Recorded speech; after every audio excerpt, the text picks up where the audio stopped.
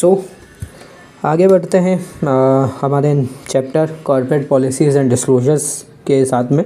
ठीक है, इसके पहले 2 पार्ट अपलोड हो चुके हैं चैनल पे, तो जाके उसे भी आप चेकआउट कर सकते हैं। अगर आपको उसमें कोई डाउट हो तो प्लीज़ पूछ सकते हैं कमेंट सेक्शंस में। बिल्कुल आगे बढ़ते हैं। Policies under other laws and voluntarily policies. ठीक है, हमने बहुत सारी पॉलिसीज़ देख ली। हमने वो पॉलिसीज़ देखी जो कि भैया कंपनीज़ एक्ट के अंडर इम्पॉर्टेंट है। वो पॉलिसीज़ भी हमने देख ली जो कि भैया सेबी LODR रेगुलेशन के अंदर इम्पॉर्टेंट है। ठीक है, अब हम जो है वो पढ़ते हैं कुछ ऐसी पॉलिसीज़, ठीक है, जो कि भैया अलग लॉज में, ठीक है, मतलब उन लॉज को भी आपको ध्यान में रखना। ठीक है, कंपनी केवल कंपनीज एक्ट या सेबी के जो रेगुलेशन है उसके हिसाब से ही नहीं चलती है। कंपनी के ऊपर और भी दूसरे रेगुलेशंस, दूसरे लॉज आते हैं, तो उनमें कौन कौन सी पॉलिसी बनाना ज़रूरी होता है। और कुछ ऐसी भी पॉलिसीज़ होती है जो कि कंपनी के ऊपर रहता है। अगर कंपनी चाहे तो बनाए, नहीं चाहे तो ना बनाए, कोई फ़र्क नहीं पड़ता। ठीक है, सबसे पहले आती है इनसाइडर ट्रेडिंग पॉलिसी। ये भी एक इम्पॉर्टेंट है, समझते हैं इसको क्या कहता है ये। Listed company has to also formulate insider trading policy as per the requirement of SEBI prohibition of insider trading regulation 2015। बहुत सिंपल सी चीज़ है, कोई दिक्कत नहीं ज़्यादा दिमाग लगाने की।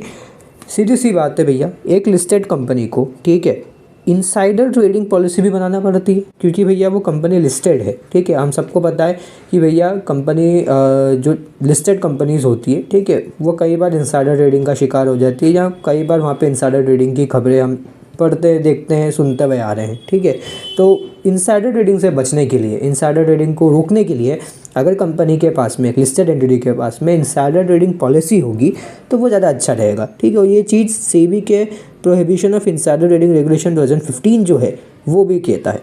दूसरी पॉलिसी है policy for prevention of sexual harassment and work place. ठीक है, ये पॉलिसी मस्ट है, ये पॉलिसी हर कंपनी के पास में होना चाहिए, चाहे आप लिस्टेड कंपनी हो चाहे आप अनलिस्टेड कंपनी हो, आपके पास में ये पॉलिसी होना चाहिए।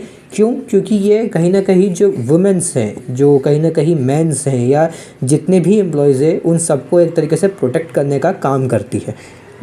समझते हैं ये क्या कहता है।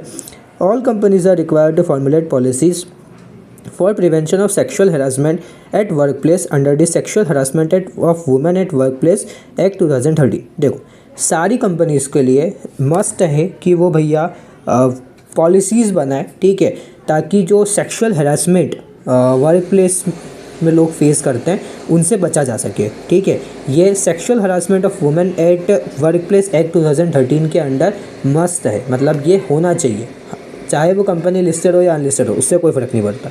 The policy should contain the procedure and guidelines to govern cases against sexual harassment in the company.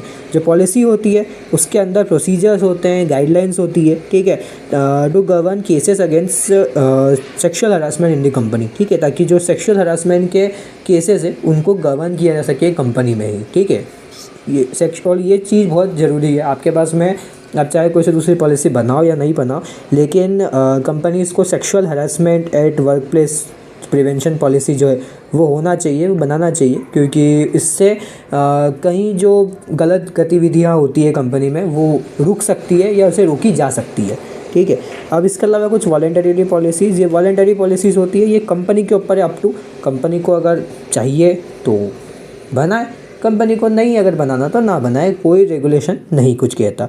तो सबसे पहला आता है इसमें code of business conduct and ethics. ठीक है, बिज़नेस कैसे कंडक्ट करना, बिज़नेस के क्या क्या एथिक्स होते हैं, ये सारी चीज़ें बिल्कुल वॉलेंटरी है। दूसरा, एथिक्स पॉलिसी, स्वाभाविक बात है, एथिक्स पॉलिसी बिल्कुल कंपनी के ऊपर निर्भर करती है। ठीक है, अगर भाई कंपनी ने अच्छी एथिक पॉलिसी बना भी ली लेकिन कंपनी उस पर वर्क नहीं कर रही है तो कोई मतलब नहीं रह जाता। इसलिए अच्छा है कि भैया कंपनी जो है वो एथिक्स पॉलिसी बनाए तो उसके ऊपर वर्क भी करे, और ना बनाए तो ना बनाए। तीसरा आता है इन्फॉर्मेशन सिक्योरिटी पॉलिसी। ठीक है, जो इन्फॉर्मेशन सिक्योरिटी पॉलिसी है वो भी ज़रूरी होती है, लेकिन ये वॉलेंटरी है। Health and safety policy, health and safety policy कायदे से तो वॉलेंटरी नहीं होना चाहिए, लेकिन फिर भी कंपनी टू कंपनी निर्भर करता है। जेंडर डाइवर्सिटी पॉलिसी ऐसे ही हो गई, वैसे इन्वायरमेंटल पॉलिसी हो गई, investor relation policy, quality policy, social accountability policy, communication policy, investment और कैश से जुड़ी हुई पॉलिसी। ठीक है, ये क्योंकि हर कंपनी में अलग अलग रहती है इसलिए ज़रूरी नहीं है कि सारी कंपनी की एक जैसी हो। Policy for ascertaining the fit and proper status of director. ठीक है, कि भैया डायरेक्टर फिट है, प्रॉपर है, ये पता करने की जो पॉलिसी होती है ये भी अप टू कंपनी के ऊपर रहती है, भैया बनानी है तो बनाए, नहीं बनानी तो ना बनाए।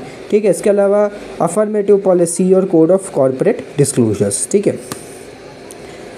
ये कुछ पॉलिसीज़ जो रहती है ये बिल्कुल एडिशनल है। ठीक है, जो अपने को ऊपर अपने पढ़ी उन सब से। अब अपन ने देखो पॉलिसीज़ के बारे में तो बात कर ली, लेकिन ये चैप्टर केवल पॉलिसीज़ का तो है नहीं, ये चैप्टर डिस्क्लोजर के बारे में भी बात करता है।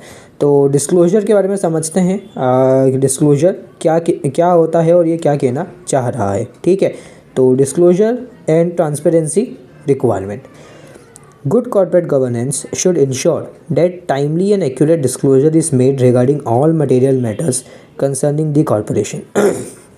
जो गुड कॉर्पोरेट गवर्नेंस है, जिसके बारे में हमने चैप्टर नंबर 1 में भी पढ़ा है। ठीक है, आप सबने भी पढ़ा होगा, अगर आपको वापस से पढ़ना है तो आप बता सकते हैं, लेकिन फिर भी गुड कॉर्पोरेट गवर्नेंस जो है, ठीक है, मतलब कि अच्छे तरीके से कंपनी को चलाना। ठीक है, ये सम CS का ये काम भी है। ठीक है, should ensure that timely and accurate disclosure is made. ठीक है, इंश्योर करता है, ठीक है, कि टाइमली और एक्यूरेट डिस्क्लोजर जो है वो सारे मटेरियल मैटर्स से जुड़ी हुई, ठीक है, कॉर्पोरेट के कंसर्न में। ठीक है, चाहे वो इसकी फाइनेंशियल सिचुएशन हो या रिजल्ट्स हो। ठीक है, it is in the interest of each organization to provide clear. ठीक है, मतलब होना चाहिए। ठीक है, मतलब सीधी सी बात है, एक अच्छे कॉर्पोरेट गवर्नेंस के लिए, ठीक है, अगर अच्छे तरीके से अगर आपको कॉर्पोरेट चलाना है तो आपको फाइनेंशियल सिचुएशन आपकी कंपनी की चाहे कैसी भी आपको डिस्क्लोज करना पड़ेगी। यही एक निशानी है गुड कॉर्पोरेट गवर्नेंस की। अगर आप ये चीज़ छुपाते हो तो ये सही नहीं माना जाएगा कहीं से भी। It is in interest of each organization to provide clear, timely and reliable information. ठीक है, ये एक तरीके से ऑर्गेनाइजेशन के इंटरेस्ट के लिए है। ठीक है, इंटरेस्ट के ऊपर रहता है कि वो भैया प्रोवाइड करे क्लियर, टाइमली और रिलायबल इन्फॉर्मेशन, मतलब सही समय पे और भरोसेमंद इन्फॉर्मेशन। ठीक है, ताकि जो स्टेक होल्डर्स है वो उसके हिसाब से डिसीजन ले सके। ठीक है, मतलब सीधी सी बात है, गुड कॉर्पोरेट गवर्नेंस में डिस्क्लोजर का एक बहुत ही इंपॉर्टेंट रोल होता है। ठीक है, अगर आप सोच रहे हो कि आप स्टेक होल्डर्स को गलत जानकारी दे के उनसे पैसा लेके कंपनी चला लोगे, तो फिर आप कहीं ना कहीं जो गुड कॉर्पोरेट गवर्नेंस का मोटिव है उसको फेल कर रहे हो। ठीक है, shareholder and potential investor require access to regular, reliable and comparable information in sufficient details for them to assess the stewardship of management and make informed decisions। ठीक है, जो शेयर होल्डर्स होते हैं या जो पोटेंशियल इन्वेस्टर्स होते हैं उनके लिए ज़रूरी रहता है कि उनके पास एक्सेस हो रेगुलर, रिलायबल और कंपेरेबल इन्फॉर्मेशन की। ठीक है, जिसको वैसी इन्फॉर्मेशन जिसको वो कंपेयर कर सके। ठीक है, सफिशिएंट डिटेल्स के साथ में, ताकि वो मैनेजमेंट के बारे में अंदाज़ा लगा सके, मैनेजमेंट की जो स्टीवर्डशिप है। ठीक है, स्टीवर्डशिप का मतलब यही है कि भैया मैनेजमेंट कितना काबिल है, मैनेजमेंट कितना आगे लेके जा सकता है कंपनी को, ये वो परख सके। ठीक है, तो ये वो तभी परख पाएंगे जब उनके पास में इंफॉर्मेशन सही होगी। ठीक है, और about their share value, insufficient और unclear information can negatively affect the organisation in many ways. ठीक है, अगर आपने इनसफिशिएंट या अनक्लियर इन्फॉर्मेशन दी तो ये कहीं ना कहीं ऑर्गेनाइजेशन को इन फ्यूचर नेगेटिवली अफेक्ट करेगी। The appropriate dissemination of information should provide for, जो अप्रोप्रिएट डिसेमिनेशन होता है, अप्रोप्रिएटली आप कैसे इन्फॉर्मेशन को शेयर करते हो। ठीक है, उसमें क्या क्या चीज़ें होती है। सबसे पहला, timely and cost efficient access to relevant information. ठीक है, मतलब कि भैया हर बंदे के पास में जो भी शेयर होल्डर्स है या जो भी इंटरेस्टेड इन्वेस्टर है, ठीक है, उसको टाइमली और कॉस्ट एफिशिएंट एक्सेस मिलना चाहिए रिलेवेंट इन्फॉर्मेशन की। दूसरा, disclosure of all material development that arise between regular reports. ठीक है, डिस्क्लोज करना है वो सारे मटेरियल डेवलपमेंट्स जो कि भैया रेगुलर रिपोर्ट्स के बीच में अराइज हो रहे हैं। Simultaneous reporting of information to all shareholders in order to ensure the equitable treatment. ठीक है, इक्विटेबल ट्रीटमेंट मिले शेयर होल्डर्स को। ठीक है, इसके लिए आप साइमल्टेनियस रिपोर्टिंग जो है इन्फॉर्मेशन की वो कर सकते हो। Non disclosure of information that may endangered organizations competitive position. ठीक है, ऐसी कोई भी भैया इन्फॉर्मेशन डिस्क्लोज नहीं करनी है, ठीक है, जो कि कहीं ना कहीं ऑर्गेनाइजेशन की कम्पिटेटिव पोजीशन को इंडेंजर करे। मतलब आपको डिस्क्लोजर करना है लेकिन पूरा डिस्क्लोजर नहीं कर देना है कि आपने वो चीज़ भी डिस्क्लोज कर दी कंपनी की जो कि भैया उसको कॉम्पिटेटिव एडवांटेज प्रोवाइड करती है, ठीक है, उससे बचना है। और आगे बढ़ते हैं, जैसे कि भैया इसमें information should be prepared and disclosed in accordance with high quality standard of accounting and financial and non financial disclosure, ठीक है। जो इन्फॉर्मेशन है वो आपको प्रिपेयर करना है और डिस्क्लोज करना है हाई क्वालिटी स्टैंडर्ड्स के साथ में, और चाहे वो फाइनेंशियल या नॉन फाइनेंशियल डिस्क्लोजर हो, चाहे कोई सा भी हो।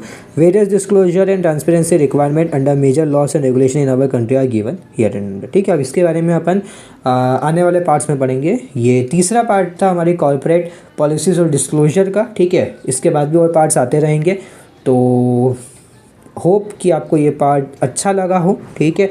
उम्मीद करता हूँ कि हम इसे और ज़्यादा इम्प्रूव कर सकें, ठीक है, अगर कहीं इम्प्रूवमेंट की कमी लगे तो, ठीक है। लेकिन अगर आपको समझ में आ रहा हो तो thank you all. Do like and share it with your friends and also subscribe to our channel CS with Shashank.